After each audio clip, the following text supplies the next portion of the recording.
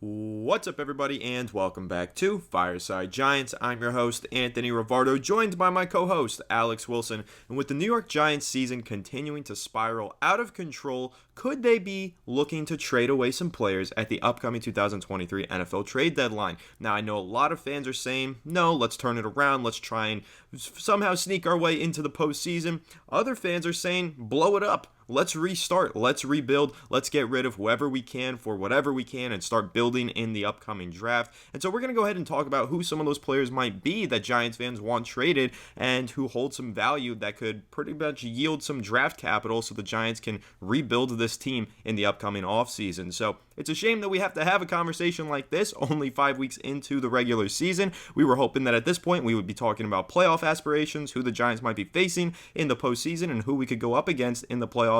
But instead, we are talking about the upcoming offseason, which is very unfortunate. But the Giants do have to look ahead and start building toward the future. This is not a good football team right now, and they're going to have to make some tough decisions here and potentially offload some very valuable assets in order to rebuild for the future. So again, we're going to go ahead and discuss a few of those trade candidates in today's episode. But before we do all that, make sure to leave a like if you do enjoy this episode. Subscribe to the channel if you are new. Ring the bell so you don't miss an episode, and comment your thoughts on the topic down below in the comment section. If you're listening on Apple or Spotify, please make sure to leave us a 5-star review, and go ahead and follow us on all of our social media channels at Fireside Giants. Without further ado, Alex, how are you doing today, my friend? And how are you feeling about the Giants potentially trading away some of their key players? I'm doing good. I think it's that time of the season already that we discussed the idea that the Giants are probably going to lose against Buffalo. If they find themselves at 2-7, 2-8, and we're at the deadline and we're talking to ourselves like, we're not. There's no way back from this. The best thing the Giants can do is to gather more draft capital for next year, gather more assets using expiring contracts, and give their youngsters more playing time, because that's ultimately what's going to help fuel the future of this team. Adoree Jackson at 2-8 is not going to help fuel the future of this team. Trey Hawkins playing is going to help fuel the future of this team. Leonard Williams playing, probably not. I'd rather see Jordan Riley. I'd rather see other guys get opportunities that have long-term aspirations here. Leonard Williams has $32 million cap hit this season. He's gone after this year. They're not bringing him back. Adoree Jackson, they're not bringing him back. They have faith in Deontay Banks being the top guy. Maybe they go out and sign somebody in free agency that's not coming with a $19 million cap hit. Guys like Xavier McKinney, they would have extended him already if they wanted to keep him. The Giants extended Dexter Lawrence, Andrew Thomas, and Daniel Jones. If they wanted to keep Xavier McKinney, he would already have an extension. So in my personal opinion, I think the chances of him walking, if the season ended and, we were a fringe playoff team, let's say we just missed the playoffs, I still think they're walking away from McKinney. I don't think they see the value in spending at free safety personally. That's just the truth. That's unfortunately what I think is going to happen. Not to say that McKinney's a bad player. He's a fine player. I think he's a slightly above average player with a lot more upside. But I think that, the injury last year, obviously the ATV accident where he broke some fingers wasn't ideal. This year he's been good at times and bad at other times. He was fine in his most recent game, had a forced fumble, had a couple pass breakups. So I do think that he's a good player, but I don't think the Giants see him as a long-term investment, especially with the money he probably wants and what he thinks he demands, what he thinks he deserves maybe. So I think the Giants probably got and draft a free safety or a veteran that can plug the position next year, someone that maybe fits what Wink Martindale likes. I don't know, but I don't think they're going to pay Xavier McKinney. So you're looking at guys like McKinney, Williams, Adoree. There's some other guys that we'll reference here that could be, on their way out. You might want to leverage them to try and get some more value. If McKinney goes, you could have Dane Belton play, you could have Pinnock play, free safety, whatever it might be. You could figure that out. End of the day, right now, I do feel as though this season is already over for the Giants. There's no way back, really. I mean, if they beat Buffalo, they got to beat Commanders, and then they got to beat the Jets. If they win the next 3 games, then we can talk about maybe getting back involved in this season. But they're 1-4 right now, so I really just don't see a way back from this. Unfortunately, that's just the reality of where we're at. But Anthony, when you're looking at some of these bigger contracts, let's talk about Adoree and Williams. What do you think the Giants can get in return, right? Like, we're basically going to say to other teams, we will pay the rest of their salary. You don't have to take on any of the money. We just want to play our young guys. We want to give our young guys opportunities to get experience. That's the stage of the season where we're at. you know, we will take on their whole salaries. You're a playoff caliber team. You're missing this piece. Maybe you're missing an interior defensive edge rusher. Maybe you're missing a cornerback. Maybe you're missing a safety. And you have playoff aspirations. Like, what are you willing to accept for some of these guys? Because I think it's definitely an interesting conversation. I mean, it depends on each player. Each player carries a different value and should be able to yield a different level of draft capital. But when you're looking at a guy like Xavier McKinney, I still think that this is a player that many teams around the league are probably high on. He is a young player who's worn a captain's patch for a couple of years, and he's not far removed from a 5-interception season. Injuries derailed his season last year, but he's been a very good and productive player for the New York Giants throughout his career. Yes, injuries have taken a toll on several seasons. Last season wasn't the first one, his rookie season as well. I believe I was reading recently that he got into a spat with the coaching staff during his rookie year because of that foot injury that he had. So I guess there are some signs of potential disdain from him towards the New York Giants organization, if you really want to, read into stuff like that. But really, what I think that Xavier McKinney is to the New York Giants is a very good defensive back who has, for one reason or another, not been able to reach his potential. And so he might be a player that benefits from a change of scenery, because I think there's a lot of talent there. We all know that he can be a ball hawk, rangy, deep single high safety. Like, he is a great free safety. But in this defensive scheme that the Giants have been running, it's been tough because he's been sent on a lot of blitzes. There's been a lot of bad play in the secondary around him. The Giants have had tackling issues, which he's not innocent from. Like, he's also had a lot of issues with tackling himself. So how does he fit in with this New York Giants team? It doesn't look like he really does anymore, which is a shame for me to say, especially because I'm a huge Xavier McKinney fan, and I have been since before he even took a snap with the New York Giants. So it's tough to see Xavier McKinney's career with the Giants kind of take a sharp U-turn here. But again, when you look at it, another team is probably going to look at him and say, we need one more piece in our secondary. We need one more guy who can be a rangy ball hawk on the back end, a young player that we can build around for the next few years. And Xavier McKinney fits that bill. And he really might just need a change of scenery, go somewhere that kind of plays to his strengths a little bit better, and let him grow in a new role with a new team. And I think the Giants might honestly agree with that assessment and say maybe he doesn't fit here long term. Maybe we just need to get younger, even younger. Maybe just take what we have here in Xavier McKinney going into this final season, or in this final season on his contract, and just take what we can get. So what could the Giants get for him? To answer the question with Xavier McKinney, I could see them getting a third-round draft pick. I don't know if you could get much more. It is the final year of his deal, so whatever team trades for him, they're potentially only taking him on for a half-season rental, and I know that's kind of something that the teams are going to be cautious of. They want this player long-term, but there's no guarantee they get him long-term if they trade for him. So a third-round pick would probably be the maximum. He is a very talented player. The Giants drafted him in the second, so to get a third-round pick in return for a second-round pick, that's pretty good value 3-4 years later. You can't complain too much about that, but you could probably say realistically the Giants get a 4th or a 5th round pick for Xavier McKinney. He hasn't played well this season. It is the final year of his deal, and there probably isn't a very robust market for Xavier McKinney and his talents. But some of these other guys that the Giants have, I mean, if you want to talk about who can get the Giants the most expensive draft capital, Alex, you know what name I'm going to throw out there. It's an interesting conversation to have, but it's not just us. We're not just... I'm going to say Saquon Barkley here, but it's not just because we're on the Saquon Barkley's always hurt train or anything. There are beat writers right now who are mentioning the idea about the Giants. They signed this one-year contract with Saquon Barkley, and it made him infinitely more flexible to trade. They brought down his cap hit. The teams trading for him only have to take on about $4 million in cap space. So there is the idea out there that maybe the Giants signed this one-year deal with all of this flexibility, knowing that if the season tanked, they could get out of this contract, get out of the long-term commitment to Saquon Barkley by trading him. And I think it's something worth talking about, because if the Giants are this bad and they're looking to get as much draft capital as possible for the future, their most expensive asset that they can put on the trade block, it is Saquon Barkley in the final year of this contract. And if they're ever going to get a second round pick for any of the players on this roster that could be traded, it would be Saquon. And a second round pick is a whole lot. That can get you another starting running back to rebuild that position. That can get you a starting offensive guard or offensive tackle in the NFL. So the Giants do need to weigh the pros and cons of keeping Saquon Barkley here. As much as I love Saquon Barkley, as much as I want him to be a New York Giant for life, there are definitely teams around the NFL who are going to say we need one more superstar playmaker for the rest of the season to push us towards that Super Bowl. Saquon Barkley could be that, and the Giants could trade him with very insignificant financial penalty and just start building towards the future. So, Alex, I know it's a controversial topic, but Saquon Barkley's name has to come up in some of these trade discussions. What are your thoughts on the idea of the Giants potentially shipping off one of their best players? I mean, this is one that's going to rub everybody the wrong way. Like, no matter how you address this conversation, say for some reason Saquon Barkley has half the fan base on a stronghold and the other half of the fan base like, we don't want him, and it's like the crazy situation. But I think we can all agree, everyone should be able to agree, that running back is probably the most injury-prone position in football. I think that's probably, like, I mean, the stats show that. You can't really ignore that.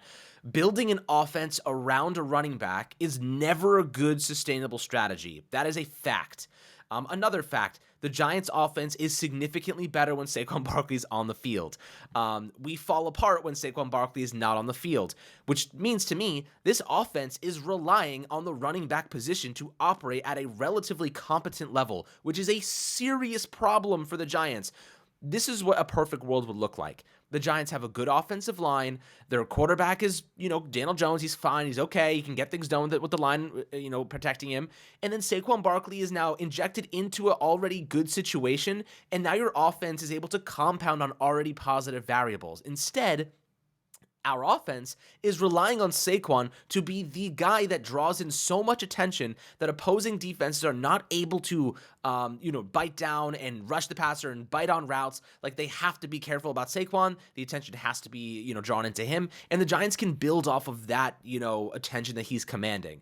The problem is when Saquon's not on the field and he's been injured a lot over the course of his tenure with the Giants offense falls apart. So it says to me they've invested way too much in him being the guy that makes everything work, when in reality, it should be the offensive line and the quarterback, and the running back should be the third, if not fourth element to this unit that elevates everything. Think about you could think about the Kansas City Chiefs, right? Their offense isn't great because of Isaiah Pacheco. Their offense is great because of Patrick Mahomes and their ability to throw the football and protect Patrick Mahomes. That's what makes their offense run. You throw in a good running back like Pacheco, and suddenly the offense takes another step forward. Look at the San Francisco 49ers. Their entire scheme, if they can't block for Brock Purdy is a below-average quarterback.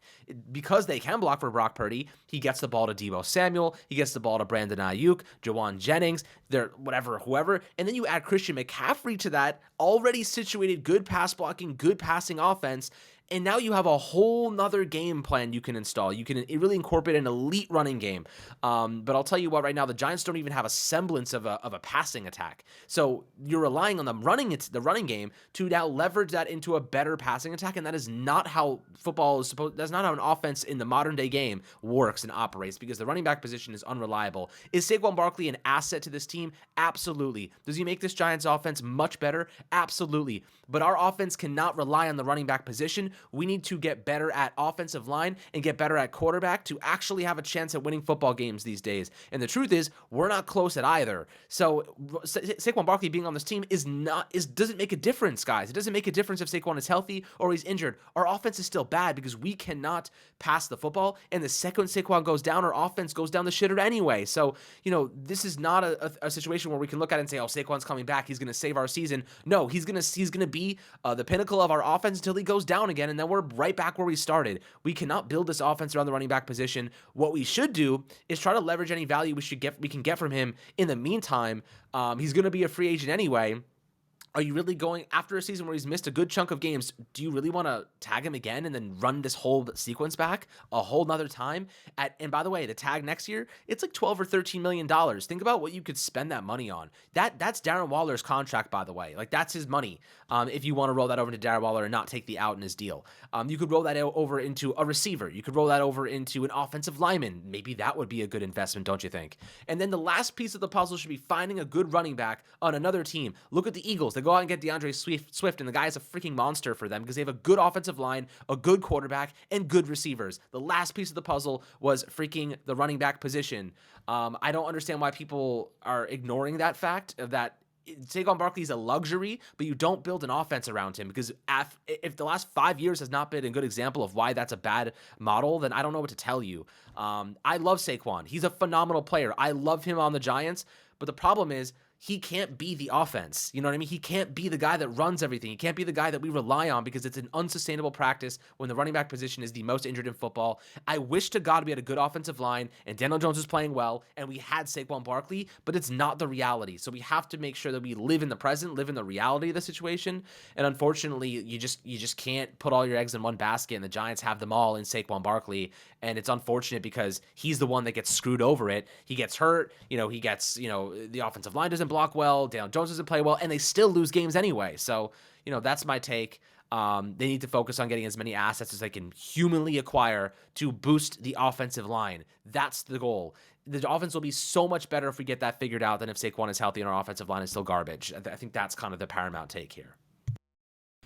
Yeah, and again, when you're looking at the question of what can the Giants get for Saquon Barkley, like I said, I think the ceiling for him is a second-round pick, which is something that most teams probably jump at. If you can get a second-round pick for any player in the NFL, you're talking about trading a luxury player here with a running back. I mean, you are going to have to consider taking that second round pick if you're the New York Giants, because that could do everything in terms of rebuilding your offensive line and so many other positions, your secondary as well. It would really suck to see Saquon Barkley go, but at this point, considering his contract, the flexibility of it, the luxury of having a good running back, there's so many factors here. It does feel very possible that Saquon Barkley could be traded at the trade deadline. But if he isn't, then I'll still be happy. I'm happy either way here. I would love to see Saquon Barkley finish his career as a New York Giant, like I said. But if the Giants are really serious about rebuilding for the future, I do think they would be wise to at least consider their best offers on Saquon Barkley. Now, here's another thing that's been confusing me this season, Alex, and it's the lack of playing time allocated to Jordan Riley.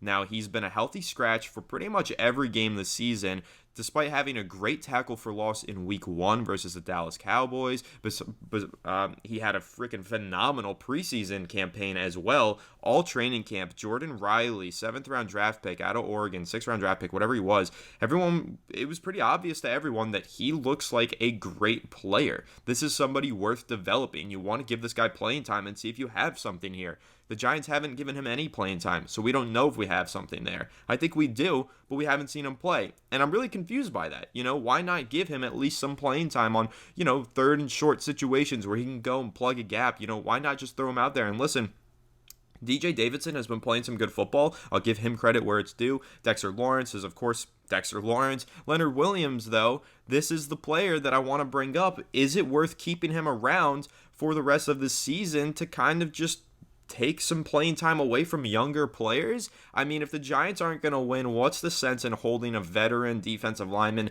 like Leonard Williams on this roster with such a massive cap hit just to take away snaps from younger guys? Like, I get it. The run defense has been bad. You take Leonard Williams out of the equation, it probably gets even worse. But this team is going from bad to worse every single week. What more harm can you do here? I mean, you might as well just give this kid Jordan Riley some playing time. Let him get some experience under his belt. So maybe next year you have an answer to your question. Do the Giants need to target more defensive linemen in free agency in the draft next season, or do they have a potential starter in Jordan Riley? That's a question I need to know the answer to before the offseason rolls around. And the only way we get that answer, guys, is if Jordan Riley starts playing football. But right now, with Leonard Williams on this roster clogging up a roster spot or spot in the lineup, Jordan Riley's not going to get that playing time. But Leonard Williams is a player, though, that you look around the league, some teams might say, okay, we can have a chance here of making a deep playoff run, but we need one more run defender. What veterans are available around the league right now that can help us in aiding against the run?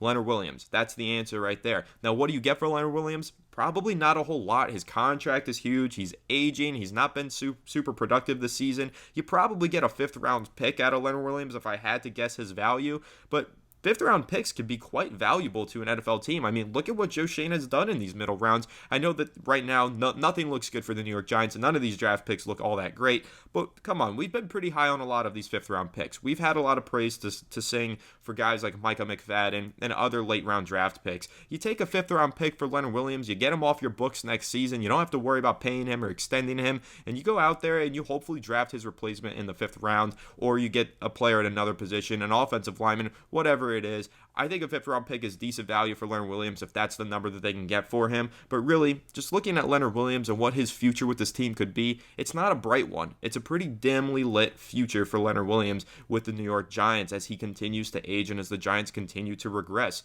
So I just think it's time to give some of these younger guys some more playing time and take whatever draft pick you can get for Leonard Williams. Despite him being a captain and being an excellent player for the New York Giants for the past several seasons, it might just be time to move on and start this rebuild. So Alex, how are you feeling about shipping off Leonard Williams and giving a lot of that playing time to some of these younger guys like a Jordan Riley? I mean, he should be getting playing time anyway. I mean, look, the truth is, A'Shawn Robinson is on a 1 year like incentivized deal. Like, why are you not using your youth now? I think we're going to start to see that transition. Look, the deadline's on October 31st.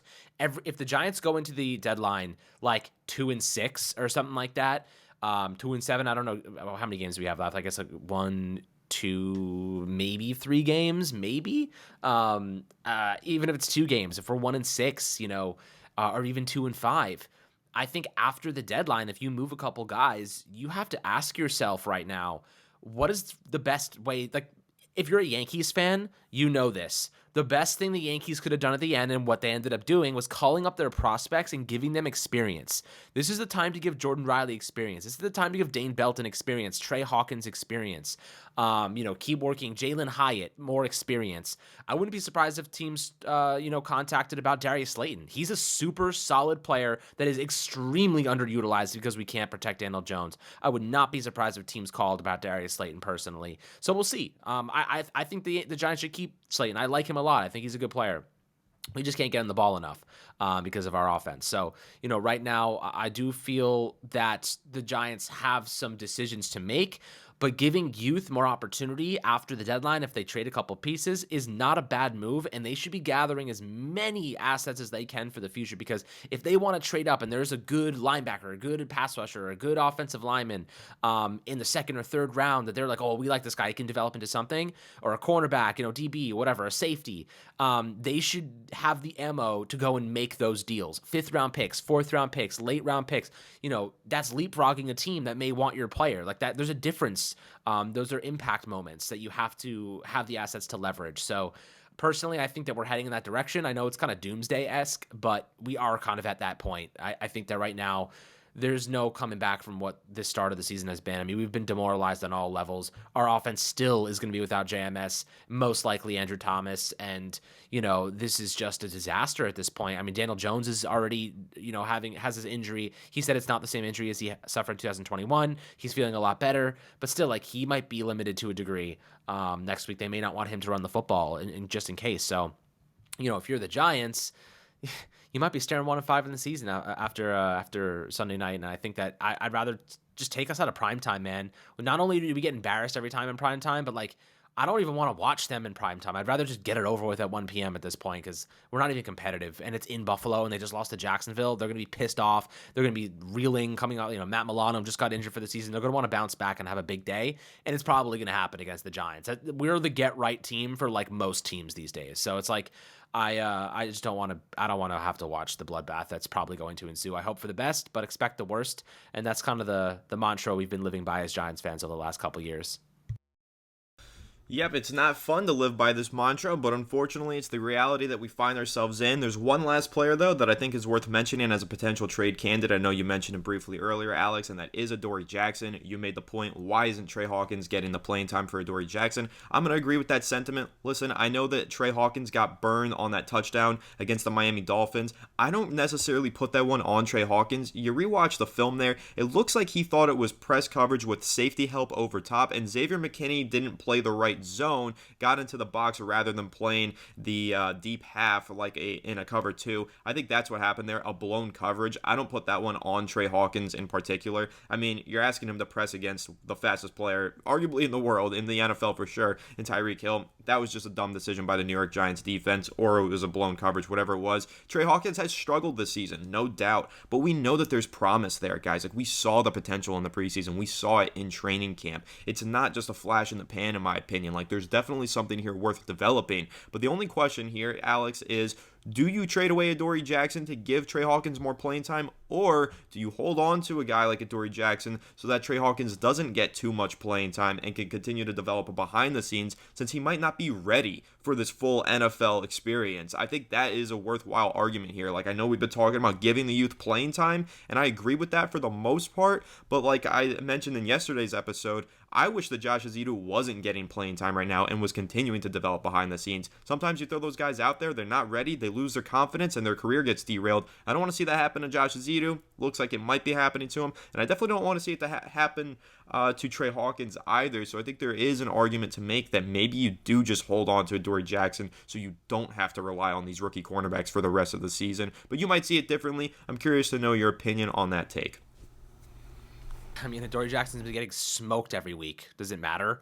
You know what I mean? We saw him get smoked by Tyreek Hill. We saw him get smoked by DK Metcalf. He has not been playing well this season.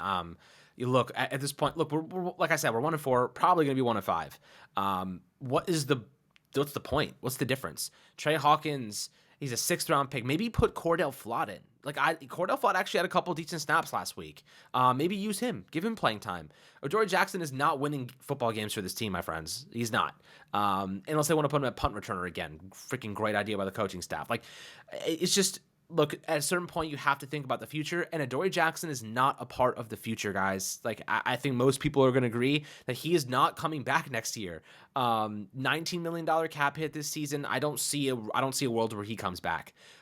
If he's not coming back and the team is in the trash, why not give youth a time to develop in real time? Trey Hawkins, I think he was benched for that one bad performance against San Francisco. I think he learned his lesson. He got burned by Tyreek Hill on that one play. Why? He was in man press coverage with no safety help on Tyreek Hill. There is no corner in football that's surviving that. None. Not a single one. I'm not blaming Trey Hawkins one bit for that, because how are you supposed to man up against one of the best, if not the best receiver in football, barring Justin Jefferson, and expect him to go man-to-man, a 6th-round rookie on Tyreek Hill with no safety help? Even if he had a cushion, he was going to get burned. Like, it's crazy to me. It's crazy. Crazy. At this point, Adoree can't play the slot. Trey Hawkins would be playing on the outside if Adoree Jackson could play the slot, but he can't. So they had to move him back outside, and he's still a liability. And I think he's kind of washed at this point, personally. I just don't think Adoree is like a great player anymore. I think he's a good player, but he's not great. I think that Deonte Banks is going to be our CB1 long term. PFF loves him. Everybody loves him. The tape loves him. The film loves him. He's a good player. He's fast. He's anticipatory. He's getting back better with his tackling technique. I like him a lot. I think he's our future at CB1. And we need Trey Hawkins to be our future at CB2. So giving him live action, allowing him to compete and get better in real time is in the best interest of the Giants. That's how I personally feel. You guys may disagree. You guys may think Adoree Jackson is the right move for now. And I think Adoree Jackson is fine for now. But at the trade deadline, if they move him, Trey Hawkins got to be in there every single play. Every single play, he's got to be the outside corner. And Cordell Flott has got to be inside. I personally think that should be the case.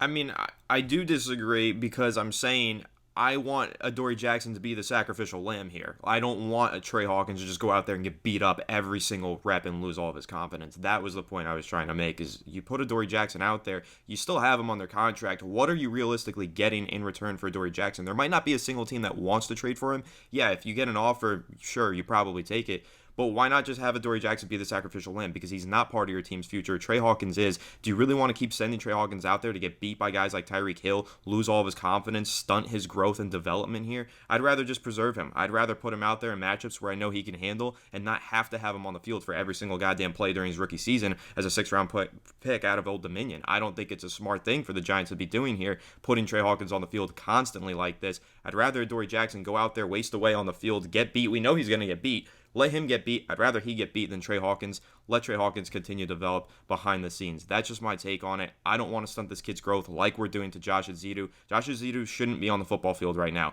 He's forced to be on the football field because of injuries and because the Giants made a bad decision to cut Tyree Phillips. There's a lot of things that went into that, but his confidence is shaken. We talked about that yesterday, Alex. We both agreed that Azidu's growth is being stunted right now. I don't want to see the same thing happen to Trey Hawkins. I don't agree with that, mainly because if you're a professional athlete and you can't get better playing, I think that's ridiculous. And personally, Josh Azudu, his issue is because he's never played the position in the NFL level before, offensive tackle. I get he's like, he profiles better there. But the truth is, the Giants have one of the best DB coaches in football with Jerome Henderson. I don't even know if Bobby Johnson should have a job right now. I think the coaching variable is vastly different. Deonte Banks is holding his own. Josh Azudu's a late round pick, second year guy. I think that, I think the confidence element here is interesting. I don't think that professional athletes, if you're that weak mentally that you can't continue to get better and you're losing confidence and you're compounding bad performances, like that also is kind of a bad sign for a player individually. Like Josh Azudu felt bad because he got Daniel Jones injured. I think that was problematic. And I also think he's been put in a bad spot because he was never supposed to be playing left tackle. And they didn't even use him at tackle during practice, during training camp. He was practicing at guard. And that was bad. Like he was not working in at tackle a lot. So that was kind of a concern for me. But Trey Hawkins, he's been playing cornerback his whole life. I think this is a player that, look, you need guys to step up sometimes. I think sometimes you have to be beat and learn from it. I think he's mentally strong. I think he can learn from it. But like that's also assuming he gets beat up. Like he should not be in man coverage against Tyreek Hill with no safety help. Like that's a scheme problem. That's not a Trey Hawkins problem. I feel as though, at this point in time, Trey Hawkins, he could play well, actually. He played well the first two games before that San Francisco, disaster class of tackling, where the whole team missed tackles, 16 of them. So I don't necessarily agree with the fact that, like, we should preserve him. I think sometimes you got to face the fire. He has a good coach to help him. He's got some good players around him. And I think, like, sometimes you have to learn by being beat. And, like, sometimes you have to go in there and just learn by trial by fire. And, like, that's ultimately, like, if at the NFL level, if you can't take getting beat sometimes, you're not going to make it. Like, you have to have mental fortitude. You have to be able to forget the last play. The problem is, cornerback is like, if you're playing man coverage on the outside, like it's you. Like you are responsible for your job. An offensive line is so much more nuanced than that. Like you need to have communication with your left guard and your center, and like you have to be your running back coming out and your quarterback. There's a lot more that goes into it. I think cornerbacks are a little bit more of an individualistic position at times, unless you're playing more zone, but the Giants don't, they play a lot of man. So I think like you really have to survive on an island. And I think that testing Hawkins is not a bad thing, but again, like it's really up for debate. Like, and either way, like we could both be wrong or we could both be right. Like it's not really, it's impossible to tell what the right decision would be. But I'm just trying to say that I think giving youth opportunity to get a sample size of action to learn from and work off of is better than not giving them anything at all. I think you can learn from making mistakes, and sometimes practice is great, but like how many times have we seen guys in practice like kick ass and then suck in real time, like suck in real games? Like we've seen that a lot. So I feel like I just don't I don't know. I don't really know what the answer is here, but I'm trying to come up with an idea that promotes our future while also giving us assets that we can use in the draft next year, which I think is a beneficial. And I think you would agree with that. At least some of these players definitely should warrant a return. I mean, I agree with that. I'm just saying some players aren't ready to play their rookie season. They come out in year two and they blow it up. Like, they're amazing in year two. Trey Hawkins could theoretically be one of those players that's just not ready in his rookie year and needs some more time to develop. And putting him out there on the field, getting beat up all the time, I know, I get what you're saying theoretically.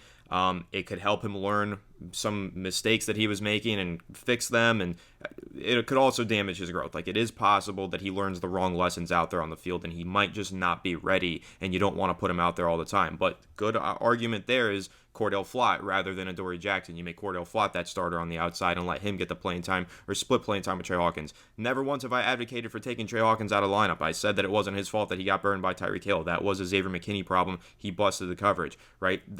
I'm not blaming Trey Hawkins for the fact that he's getting beat up this season. If anything, I'm blaming the Giants coaching staff because I think they put him in a lot of bad positions to get beat up. But I don't want to see that continue to happen to him. If he's not ready to go, or if the Giants coaching staff doesn't know what they're doing in developing this player, give him some more time to work behind the scenes, work him in the second half of the season. I don't know. I don't think that it's necessarily beneficial just to put these guys out there to get beat up and learn how to respond to getting beat up. I'd like to see them play good football and learn from that and get some confidence going and improve in year two. Hawkins might just be a player who needs playing time in year two. I don't really know what the case is. this Giants team is a mess. That's what I do know. And for all of these players that we've discussed, whether they're trading them or whether they're developing younger guys, the whole thing is just a mess right now, and the Giants have some really difficult decisions to make within the next 21 days, and we'll see if they make them. And of course, we'll update you on any trade rumors that we hear, any trades that the Giants do make. All of the updates will be right here on Fireside Giants. So make sure to leave a like if you did enjoy this episode. Subscribe to the channel if you are new. Ring the bell so you don't miss an episode, and comment your thoughts on the topic down below in the comment section. If you're listening on Apple or Spotify, please make sure to leave us a 5-star review, and go ahead and follow us on all of our social media channels at Fireside Giants. Without further ado, we will catch you all in the next one. Have a good one, and let's go Giants.